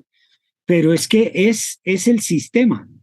O sea, eso es lo que la gente habla de sabor, ¿sí? Si tú haces terceras mayores y terceras menores exactas con el piano, pues tal vez no te va a sonar a música del Pacífico, ¿no? Entonces, bueno, todo eso son estos pequeños microdetalles del análisis. Bueno, perdón. Entonces, y esto de las terceras neutras me dijeron, no, pero es que eso es muy loco, ¿quién va a cantar así? Eso es imposible. Pues resulta que hay muchísimos cantos centroafricanos que utilizan terceras neutras. El modo Ras de la música árabe de Argelia utiliza la tercera neutra. El tercer orificio de las gaitas de boto y dulzainas de España utiliza la tercera neutra. En la música de macheteros de mojos en Bolivia, las flautas traversas utilizan la tercera neutra. En la música coral de Georgia, en Europa, también utilizan, en bastantes canciones tradicionales y en el blues se utilizan terceras neutras. En la obra de Bartók es muy frecuente que use tercera mayor y tercera menor al tiempo. Y ha habido compositores de la talla de Charles Ives, James Tenney, Gale Young, que usan sistemáticamente terceras neutras en sus composiciones sinfónicas. ¿Sí? Entonces, pues no, esto no es nada del otro mundo. Bueno, entonces concluyo con esto. Esto es lo que yo hice con lo poco conocimiento que tenía, así como tanteando. Pero ahora hay gente que superpila, que está haciendo cosas maravillosas. Yo en esa época no conocía Cimarrón ni nada de esto que les estoy contando. Y ahora yo pienso que si alguien quiere seguir esto, habría que seguir con otras metodologías, no con las mías. Una primera metodología es la que desarrolló Cimarrón, que empezó con la grabación multipista, luego pasó a la modelización y finalmente su alumna Nathalie Fernando y su alumno Frédéric Boissin, trabajando los xilófonos africanos en todas estas regiones, desarrollaron un análisis experimental en el 2007. Entonces, ¿cómo están trabajando ellos? Con una mezcla de todo lo que le aprendieron a su maestro Cimarrón y nuevas ideas que tienen. En primer lugar, ellos hacen un análisis acústico, hacen lo mismo que hago yo con el afinador electrónico, pero ahora ya más sofisticado, no con un afinador de estos Korg que lo llevaba uno ahí. Ahora eso ya te lo hace el computador mucho mejor y te analiza el espectro tímbrico de lo que está sonando, los formantes, los armónicos. Y incluso ellos trabajan la síntesis del sonido, es decir, ellos cogen un sonido sintético y ponen al músico de marimba, le ponen unos audífonos y dicen, bueno, ¿esto te suena a marimba o no? ¿Qué le cambiarías tú? Y empiezan ellos a mover botones del computador hasta que encuentran un timbre en ese sonido que es lo fundamental. Es decir, el gran descubrimiento de esta gente es que en las marimbas africanas, más importante que la altura del sonido es el timbre. Es decir, lo que está buscando el músico africano en una marimba es un color. Y el color quiere decir unos formantes, unos armónicos, unos sobreagudos. Pensemos que las marimbas, la fundamental suena muy poco, es que en realidad ni se oye en la mayoría de las canciones. El sonido grave de la marimba, o sea, la fundamental casi no se oye. O sea, ellos están escuchando los armónicos de cada tecla y ahí es donde concentran su sonido, donde concentran su escucha. Ellos luego lo que hacen es una modelización de tanto del timbre, del sistema escalístico, es decir, se ponen a trabajar con ellos a manera experimental hasta que dicen, esta es para mí la marimba perfecta, cuando ya la tienen lista, ¿sí? Y luego validan el procedimiento, con lo cual, y graban todo lo que, filman los errores, las correcciones, las exploraciones, los mecanismos de ajuste que tienen, las dudas, todo eso lo graban para llegar a entender qué es lo que realmente está buscando sonoramente el músico marimbero africano, ¿no? Entonces, este método aquí no lo hemos aplicado, pero sería fantástico, yo ya no lo voy a hacer, obviamente, que a alguien se le midiera esto. Hay otro método que desarrolló Héctor Javier Tascón, un profesor del Conservatorio de Cali, excelente músico, percusionista, pedagogo, etcétera, etcétera. Él ha desarrollado varios proyectos, uno de los cuales le financió el Ministerio de Cultura, yo fui el tutor, y él dice, bueno, me voy a olvidar de lo que suena y me voy a concentrar, él filmaba, y me va a concentrar en la ejecución, es decir, realmente qué hacen con las manos, dónde golpean los marimberos. Me importa cómo esté afinado. Ya sabemos que la afinación, cada marimba construye cada marimbero construye su marimba como puede y todas son diferentes. Entonces me va a concentrar en como si fuera un mantlehood, el norteamericano que lo que le interesaba era la ejecución para enseñarlo, etc. Y él muy inteligente desarrolló este método del hoyo y se dio cuenta de que realmente en la mayoría de las canciones no usan todas las teclas, o sea, que cuál escala ni nada de eso. Entonces, que hay una lógica, hay dos lógicas, una equiheptatónica y otra pentatónica, y otra equipentatónica. Entonces, fíjese cómo de otra manera llega a lo mismo que llegaron los africanos, pero a través de otro método. Y además él desarrolló ahí un método súper lindo, que incluso tiene videos en YouTube, tiene CDs, todo. Bueno, un artista musicalmente, él, compositor, bueno, excelente. Y es tal vez la primera persona en Colombia que pues le dije, lo que tenemos son transcripciones de motivos, de pedacitos de marimba. Por favor, transcriba piezas completas, es decir, cuál es la lógica, cuáles son las variaciones. Y él hizo las primeras transcripciones completas, es decir, una pieza que puede durar 6 minutos desde el comienzo hasta el final, lo que hace la marimba, ¿no? Y la percusión. Bueno, Andrés Rivera Machado, un alumno mío de antropología, quiso de alguna manera repetir el estudio que hice yo en los 80, a ver qué estaba pasando, y trabajó sobre 10 marimbas y encontró cosas similares.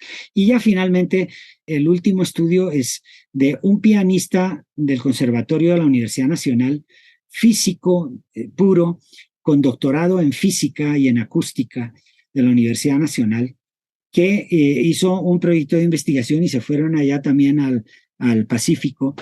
Y a partir del artículo mío empezaron a explorar desde la acústica, desde la física, desde las matemáticas, esto.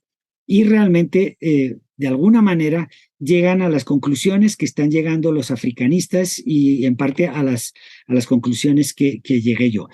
Tienen un artículo publicado en una prestigiosa revista internacional que tienen ahí, The Journal of New Music Research, que es las relaciones entre las prácticas musicales y la afinación en la marimba de Chonta en Colombia. Aquí ya están trabajando ya con herramientas mucho más sofisticadas, con modelos matemáticos, y es claro entonces que para ellos lo más importante en una marimba no es la fundamental, son los armónicos, que entre los armónicos se pueden producir distintos tipos de consonancia, etcétera, etcétera. Todo esto puede sonar muy técnico, pero es todo lo que les puedo decir hasta ahora.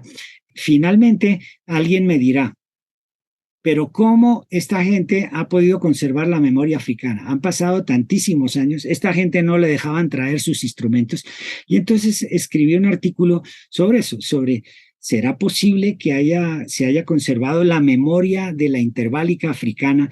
Esta gente que venían hacinados, que eran de pueblos distintos, llegaban acá, ¿y cómo reconstruían esa memoria? Ahí desarrollo en ese artículo, después de me puse a estudiar qué es eso de la memoria musical, etcétera, etcétera. Y realmente la memoria musical tiene una parte que es más como parecida a la memoria narrativa, pero hay otra que es la memoria del saber hacer. Y en esa memoria del saber hacer está la interválica, están las escalas. Y eso es además difícilmente modificable. Es decir, usted de pequeño aprende unas escalas y luego ya es muy difícil que se las cambie. Entonces, todo lo que canta trata usted de acomodarlo en esas escalas, en ese sistema. Eso también lo dijo Kubik, hablando de la memoria interválica de las marimbas africanas en el 85, y Rodolfo Ginás lo demuestra claramente, cómo hay una zona del cerebro donde hay unos patrones de acción fijos que son difícilmente modificables. La memoria narrativa, la memoria que cuenta historias, cada vez que yo cuento una historia, cada vez que yo hago una clase, cambio mi clase completamente.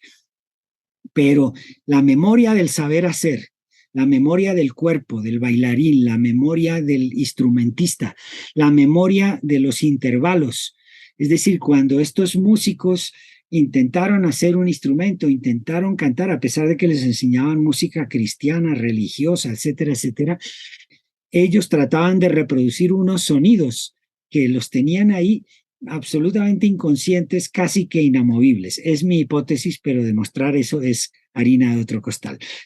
Y finalmente, respecto a la patrimonialización de la marimba, yo tengo ahí mis preguntas, es decir, ¿por qué se patrimonializa la marimba y no las voces de las cantadoras? Las cantadoras con sus palmas, sí, dame, dame, dame, que te voy a dar una guayabita de mi guayabal. Aquí estas palmas son africanas. Es un 6/8 contra un 3/4. Aquí está toda la matriz rítmica del bambuco viejo. Está con el canto. O sea, no se necesita nada más para hacer música del Pacífico. ¿Por qué dejamos siempre a las mujeres atrás en estas cosas cuando realmente incluso el baile, el currulao como fiesta, lo dice claramente este antropólogo Norman Whitten, dice que es una fiesta organizada y controlada por las mujeres? Y está pasando ahora lo contrario, está organizada y controlada por los varones. Bueno, en fin, entonces, ¿qué es lo que vamos a salvaguardar? O sea, ¿qué pasó con la escalística, con los patrones de afinación? Si ahora vamos a impulsar el que se toquen instrumentos, ¿qué afinación de marimbas vamos a impulsar? ¿Qué marimbas vamos a llevar a las escuelas de la del do, re, mi, fa, sol, con do sostenido, fa sostenido? ¿Qué es lo realmente auténtico, tradicional, africano de la marimba? Es decir, ¿qué es lo que diferencia esa marimba como instrumento, como aparato, de una marimba de concierto? Yo ahí tengo muchas preguntas, yo no lo tengo claro.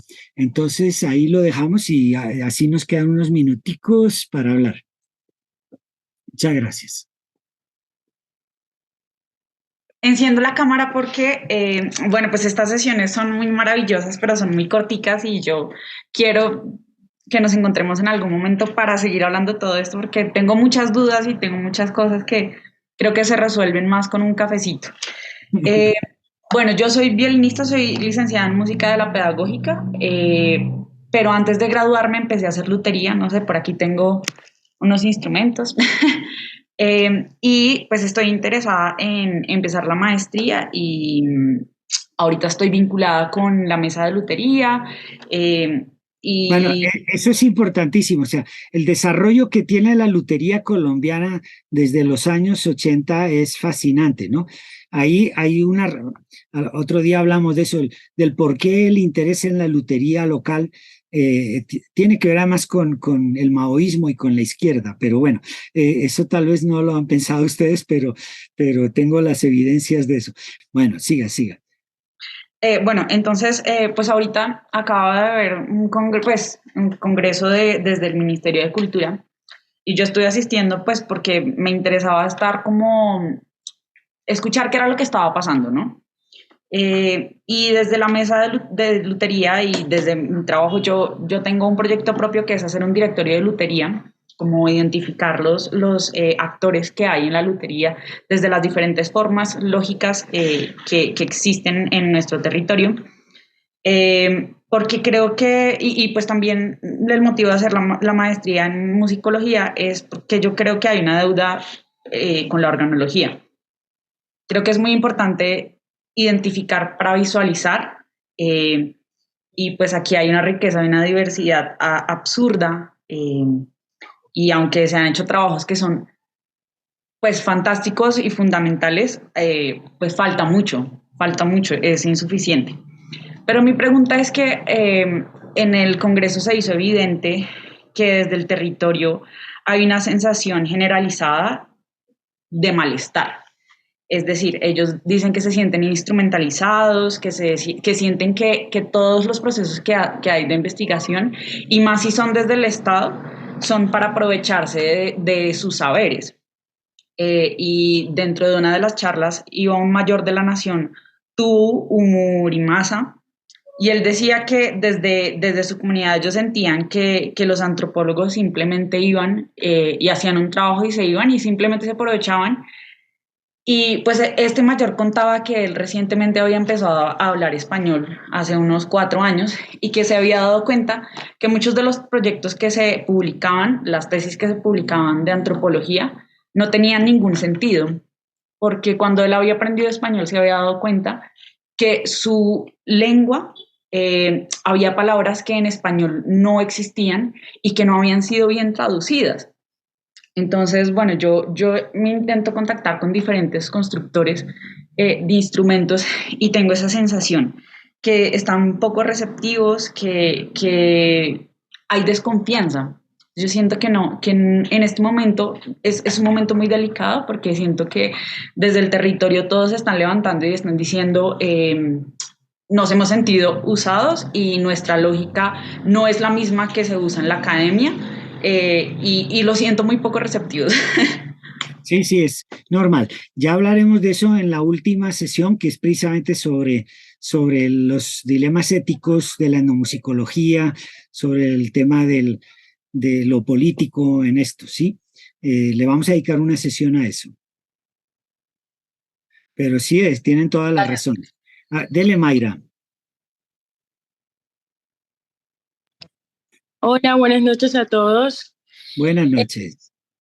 Bueno, yo en este momento me encuentro trabajando en Cartagena, en Bellas Artes específicamente, y digamos que acá llegan estudiantes de San Basilio de Palenque.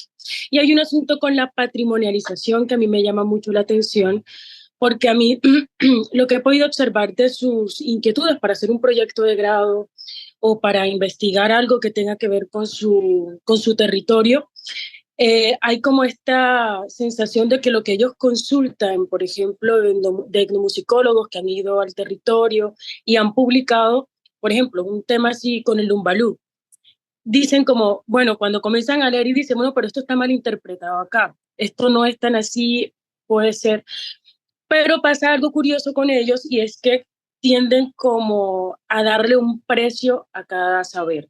Entonces, por ejemplo, es su propio proyecto de grado, pero esto tiene un valor y un misterio, un misticismo.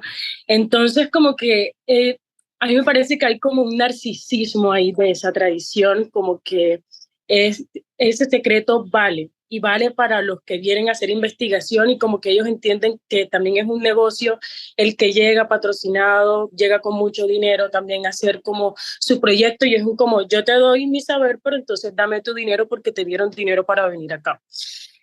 Y ellos se manejan un poco en esa dinámica. Entonces mi pregunta es con este asunto de la patrimonialización, es si esto se está perdiendo porque ellos están cambiando los intereses o sus intereses definitivamente pues marcaron como otras rutas y ya se han dispersado. Muchos de los que ya hacían como esas prácticas o esos rituales ya no están tan interesados en mantenerse ahí en ese lugar, pero resulta que tienen un título y están patrimonializados, pero al final se están muriendo las personas y ese conocimiento se está muriendo con ellos y la sistematización, ellos mismos dicen que se malinterpreta, pero ellos no cuentan su historia bien. Es una cosa muy rara y eso, digamos, desde la etnomusicología, cómo se sale de ese punto de especulación o de malinterpretación simplemente desde la observación del etnomusicólogo que va a hacer un trabajo y que trata de ganarse la confianza de esa comunidad.